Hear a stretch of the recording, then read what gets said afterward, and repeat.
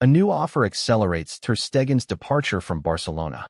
Three factors contributed to De Jong's agreement to renew his contract with Barcelona. Reports: Barcelona postpones contract renewal talks with Torres. FIFA president surprises everyone regarding Lamine Yamal's Ballon d'Or win.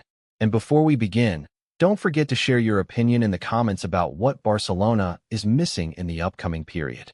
And if you're a follower of FC Barcelona, don't forget to subscribe to the channel, leave a like, and follow our page. A new offer accelerates Ter Stegen's departure from Barcelona. The absence of Marc-Andre Ter Stegen, Barcelona's goalkeeper, from the first two training sessions of the new season has stirred a lot of controversy, especially after the club confirmed that the reason behind it was back pain. However, this explanation has not extinguished the flames of rumors coming from Turkey. In recent days, many reports have circulated suggesting that Ter Stegen's future at Barcelona is in jeopardy, and that he is very close to leaving following a dip in performance and the club's need for a new goalkeeper. According to the Turkish newspaper Fotomak, Galatasaray has started to move seriously towards signing the German goalkeeper, placing him at the top of their wish list to replace the veteran Fernando Muslera, who recently moved to Estudiantes in Argentina. The Turkish club hopes to complete the deal for free, while also preparing to improve their offer if the exit clause is activated. Ter Stegen nears exit from Barcelona. Ter Stegen's absence from team training comes at a sensitive time, especially after his meeting with head coach Hansi Flick, who informed him that he would not be the starting goalkeeper in the new project, as the club has signed Spanish goalkeeper Juan Garcia and renewed Polish goalkeeper Szczesny's contract until 2027.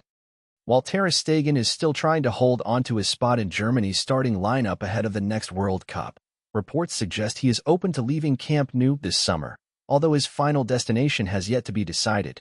In addition to Galatasaray, the Turkish club's management is also exploring alternative options, including Lyon's goalkeeper Lucas Perry and Milan's Mike Maignan, according to Turkish media outlets. A potential departure of Ter Stegen could mark the end of a long era at Barcelona, but also the beginning of a new path in which the goalkeeper will need regular playing time to maintain his international status, amid European anticipation and options that appear more competitive than the Turkish league.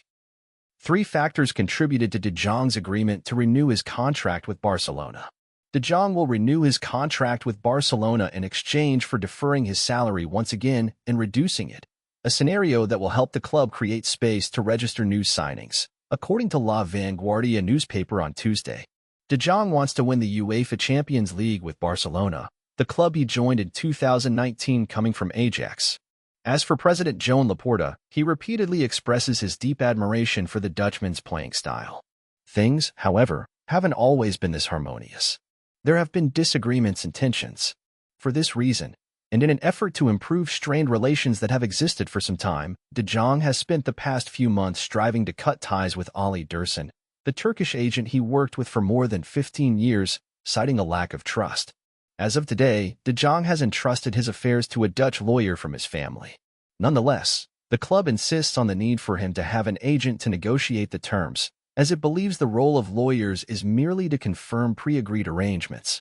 When the fans' patience began to run out, Hansi Flick insisted on keeping him and considered him a key piece among a young generation. By the end of the season, De Jong had earned the approval of the board, the sporting staff led by Deco, and the support of the fans. Reports: Barcelona postpones contract renewal talks with Torres. Press reports have revealed the position of FC Barcelona regarding the renewal of Ferran Torres' contract. Torres' current contract with Barcelona runs until 2027, and according to previous reports, the club is looking to extend it for 2 additional years if an agreement on the terms is reached. However, according to what was reported by the Spanish newspaper Mundo Deportivo, Barcelona has informed Torres and his agent that negotiations will be postponed. This comes in light of Barca's desire to focus on other priorities in the transfer market. Torres is not worried about this news, as he trusts in Barcelona's desire to keep him, although clubs interested in his services will surely take note of this change as well.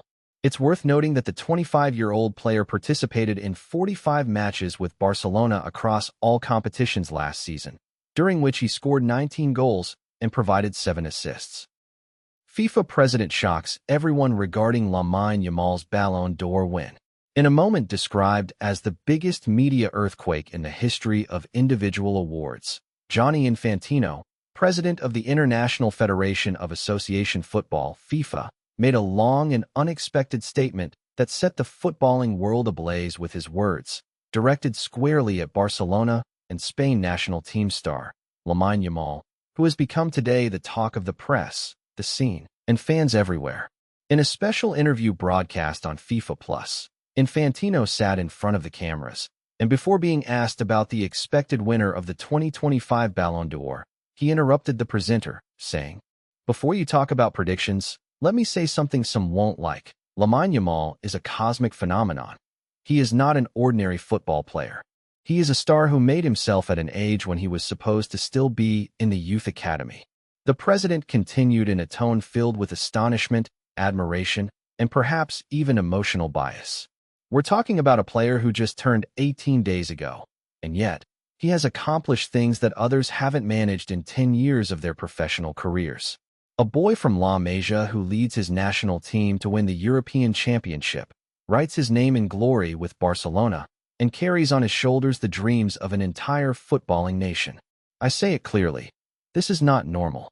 He then added with a more serious tone, "When we look at the numbers, the performance, the impact, and the discipline, we find that Lamine Yamal has outshone most of his senior competitors this season, with stats, decisiveness, courage, and spirit. We are not judging the number of years played, but what he has delivered to the world on the pitch." Infantino was directly asked, "Do you think Yamal deserves to win the Ballon d'Or?" And his response was shocking. "I say this clearly, and I know what I'm about to say will anger some in offices in Paris or Madrid or Manchester, but the truth is obvious. If Lamine Yamal doesn't win the Ballon d'Or this year, we are facing a moment where the football world must reassess its standards. Why are we giving out awards based on names, ages, or media campaigns, when we have a young man right in front of us who has done everything, silenced everyone, and achieved glory in every sense of the word?" He then continued at length, "I personally watched Spain's matches in Euro 2025, and I'm not exaggerating when I say that Lamine was a leader in spirit, in mind, and with his feet. Assists, goals, dribbles, psychological pressure on opponents. And even when he fell in one of the matches, he stood up like a soldier returning from battle. This type of player doesn't come every 10 years, but every 50. And he added, "Since Lionel Messi, I haven't seen a player with this level of boldness and calmness at the same time. A school-aged child leading a national team like Spain to win a major tournament, then returning to his club and guiding Barcelona to the La Liga title, all while under the pressure of the media, the fans, and the eyes of the world."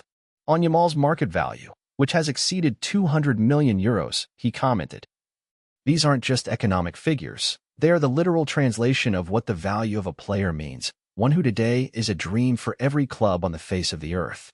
There were clubs that offered 300 million euros to sign him, and Barcelona rejected it, because he is simply more than a player. He is the blueprint of a legend." Infantino concluded his statement with a sentence that can only be described as a direct slap to the critics. "To those who think the Ballon d'Or should not be given to someone under 20, I say, we are now in a new era, an era where the exceptional is rewarded, not the conventional. Lamine Yamal is not just a nominee, he is a mirror of the future. And if he wins the award this year, know that the Ballon d'Or hasn't changed. It has returned to its true essence." After these remarks, social media exploded.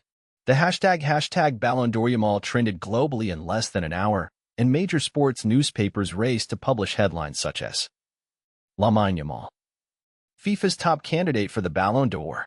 Infantino's statement shakes the odds. Is the award already decided? The Ballon d'Or between history and the future, and Yamal stands alone in the middle."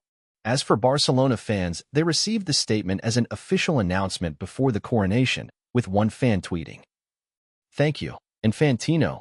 You said what everyone fears to admit. Yamal is the present and the future. Whoever doesn't see that is football blind." On the other hand, some supporters of rival players like Frenchman Kylian Mbappe and Norwegian Erling Haaland questioned the FIFA president's neutrality, claiming that his words were an attempt to market a young player. Yet, most of the reactions were in support, acknowledging what Yamal delivered on the pitch and what the world witnessed during the greatest footballing year of his early career. So, will Lamine Yamal become the first player in history to win the Ballon d'Or before turning 19?